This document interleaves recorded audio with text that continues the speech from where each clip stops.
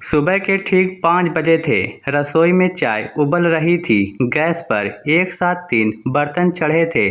आटा गूथा जा चुका था। टिफिन तैयार हो रहे थे। दूध उबलने ही वाला था और उसी रसोई में खड़ी थी मीरा। पिछले 28 वर्षों से यही उसकी दुनिया थी। उसने कभी सूरज को उगते हुए नहीं देखा था, क्योंकि सूरज निकलने से पहले ही वह सबके लिए दिन बना देती थी। उसने कभी बारिश का आनंद नहीं लिया, क्योंकि बारिश में सबसे पहले उसे छत पर सूखते कपड़े याद आते थे। उसने कभी अपने जन्मदिन पर केक नहीं काटा, क्योंकि उस दिन भी किसी और की पसंद का खाना बनाना जरूरी होता था। मम्मी, मेरी सफ़ेद शर्ट कहाँ है? मीरा, चाय में चीनी कम है। बहू, आज नाश्ते में पराठे बना देना। सुनो, मेरा तौलिया नहीं मिल रहा। एक ही मिनट में 4 आवाज़ें, और हर आवाज़ का जवाब सिर्फ एक इंसान, मीरा। उसका अपना नाम जैसे घर में किसी को याद ही नहीं था। वह कभी मम्मी थी, कभी बहू, कभी सुनो, लेकिन मीरा शायद कहीं पीछे छूट गई थी। उस दिन उसकी तबीयत ठीक नहीं थी। तेज बुखार था, हाथ काँप रहे थे। फिर भी उसने सबका नाश्ता बनाया। जब उसने धीरे से कहा, आज थोड़ा चक्कर आ रहा है, पति ने अखबार से नज़र उठाए बिना कहा, घर पर ही तो रहती हो, थोड़ा आराम कर लेना। बस यही 4 शब्द उसके सीने में किसी तीर की तरह उतर गए। घर पर ही तो रहती हो, उसने पहली बार खुद से पूछा। क्या सच में मैं सिर्फ घर पर ही रहती हूँ?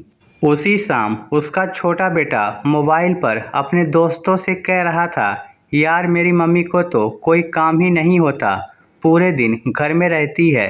मीरा के हाथ से पानी का गिलास छूटकर टूट गया, लेकिन उससे भी ज़्यादा कुछ उसके अंदर टूट चुका था। उस रात 28 साल में पहली बार वह चुपचाप रोई नहीं, वह पूरी रात जागती रही।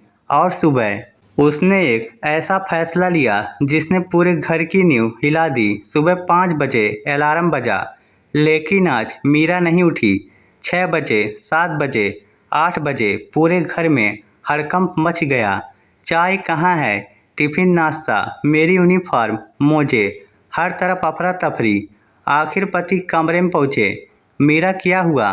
बहुत शांत आवाज़ में बोली, आज से मैं इस घर की नौकरानी नहीं हूँ। पूरा घर सन्न। क्या मतलब? मतलब मैं इस घर की सदस्य हूँ, मशीन नहीं। पहले सबको लगा 2 घंटे में मान जाएगी, फिर 2 दिन बीत गए, फिर 1 हफ्ता। घर का असली चेहरा सामने आने लगा। रसोई में जले हुए पराठे, बिना इस्त्री के कपड़े, बिखरा हुआ घर, ऑफिस की देरी, बच्चों के टिफिन खाली। सबको पहली बार समझ आया, घर अपने आप नहीं चलता। किसी की जिंदगी पिघलती है, तब जाकर एक परिवार मुस्कुराता है। इसी बीच एक दिन मीरा पुराने बाजार गई। वहाँ उसकी कॉलेज की सहेली राधा मिल गई। अरे मीरा, तूने तो गोल्ड मेडल जीता था, आजकल क्या करती है? मीरा मुस्कुराई, घर संभालती हूँ। राधा बोली, मैं आज भी तेरी लिखी कविताएं संभाल कर रखे हैं। मीरा जैसे पत्थर बन गई। कविताएं, उसे याद आया, शादी से पहले वह लेखिका बनना चाहती थी। उसकी डायरी में सैकड़ों कहानियां थी, लेकिन शादी के बाद उस डायरी पर आटे की धूल जम गई। राधा ने उसकी एक कहानी अपने ऑनलाइन मंच पर उसके नाम से प्रकाशित कर दी। 3 दिन में लाखों लोगों ने पढ़ी, हजारों टिप्पणियाँ आई। ये कहानी तो मेरी माँ की है। मैं रो पड़ा। ऐसी माँ को सलाम। एक बड़े प्रकाशक ने मीरा को किताब लिखने का प्रस्ताव भेज दिया। जिस दिन इंटरव्यू टीवी पर आया, पूरा परिवार टीवी के सामने बैठ गया। एंकर ने पूछा, आपकी सफलता का सबसे बड़ा संघर्ष क्या था? मीरा मुस्कुराई, मेरी सबसे बड़ी लड़ाई किसी इंसान से नहीं थी, उस सोच से थी जो कहती है कि घर संभालने वाली औरत का कोई सपना नहीं होता। पूरा स्टूडियो तालियों से गूंज उठा। लेकिन कहानी यहीं ख़त्म नहीं हुई। उसी रात पति उसके पास आए। उनकी आंखों में आंसू थे। उन्होंने पहली बार हाथ जोड़ दिए। मीरा, मैंने तुम्हें कभी समझा ही नहीं। मैंने हमेशा कमाने को काम समझा और तुम्हारे त्याग को फर्ज। मुझे माफ़ कर दो। मीरा ने कहा, मुझे माफ़ी नहीं चाहिए। पति घबरा गए। फिर क्या चाहिए? मीरा बोली, बस इतना। जब किसी घर में कोई बड़ा बेटा हो तो उसे मत सिखाना कि उसकी पत्नी घर संभालेगी, उसे सिखाना कि घर दोनों मिलकर संभालेंगे।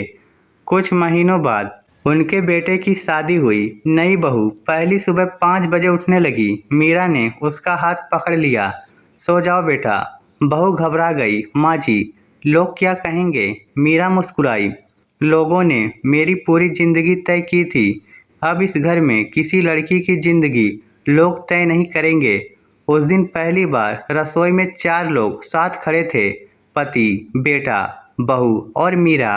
रोटियां कोई बेल रहा था, चाय कोई बना रहा था, हंसी सबकी साझा थी। कई साल बाद जब मीरा की किताब देश भर में पढ़ी जाने लगी तो उसकी पहली प्रति पर केवल एक पंक्ति लिखी थी, उन सभी औरतों के नाम जिन्होंने अपने सपनों को तकिए के नीचे, परिवार की खुशियों के नीचे दबाकर रखा।